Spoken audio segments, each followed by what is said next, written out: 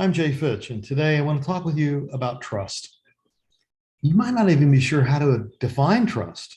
So let's start there.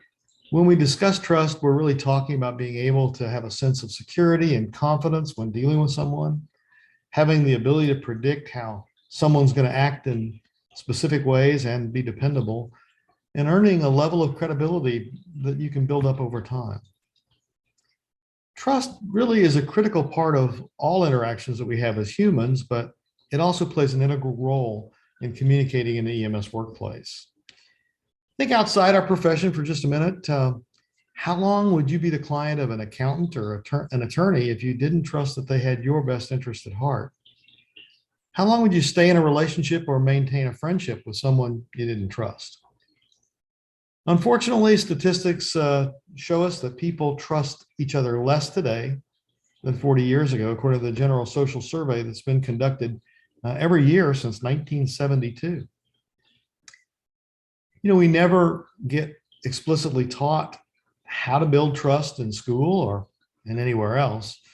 So learning how to trust and how to be trustworthy is something that we're just expected to do as we grow up. As a leader, why should you care about trust? Well, again, going back and looking at national surveys, they indicate that high trust organizations, in those organizations, workers feel significantly less stress. And in contrast, a lack of trust can be a major issue and expense for an organization. So let's talk about what kills trust for just a moment. There are 5 fundamentals that destroy trust. First is avoiding conflict. Now, when you discourage disagreement, open discussions don't occur and decisions don't get made, or if they do get made, they're based on incomplete information. The more you can encourage dialogue and debate and a little conflict, you're going to build trust. Creating that psychologically safe place where people can bring up the downsides of a plan. Well, you may stir up a little conflict, but it's healthier in the end. The second way you kill trust is to break your promises. When you tell your caregivers you're going to do something and then don't follow through, trust is lost. Why should they believe you next time? The third way we kill trust is to focus on compliance rather than success. Caregivers expect us to be positive and focus on positive QI experiences rather than simply on rigid layers of rules. Fourth is when you fail to communicate. You might be reluctant to share some of the bad news, but it's better to tell the truth than to be silent. Caregivers appreciate your honesty. And the fifth way you kill trust is to assume that it's there. Trust is something you have to think about, you have to work on, and you have to build trust and check to make sure that it's there. So let's flip it around for just a second and talk about the critical elements for building trust. And they're all C words. First is clarity. People trust the clear information. They distrust the ambiguous.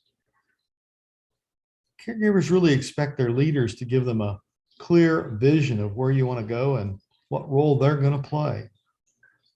Second is compassion. Leaders who care more than just about themselves, they inspire trust. Third is character. That means choosing to do the right thing even when it's not the easiest thing to do. Fourth is consistency. Fourth is competency. Thank you. You got to stay fresh, relevant, and capable. And admit when you're wrong, like I just did. Fifth is commitment. Stick with your caregivers in the face of adversity, and they'll do the same for you. Sixth is connection. You've got to cultivate strong relationships by asking questions and finding common ground. Seventh is contribution. In other words, demonstrate that you're trustworthy by your producing results. And eighth, that's the one I wanted to get to earlier, but eighth is consistency. What we do all the time shapes what people see in us. And it's consistency. in a person that builds a reputation. Finally, remember, to build a culture of trust, you have to lead by example. Have a great day.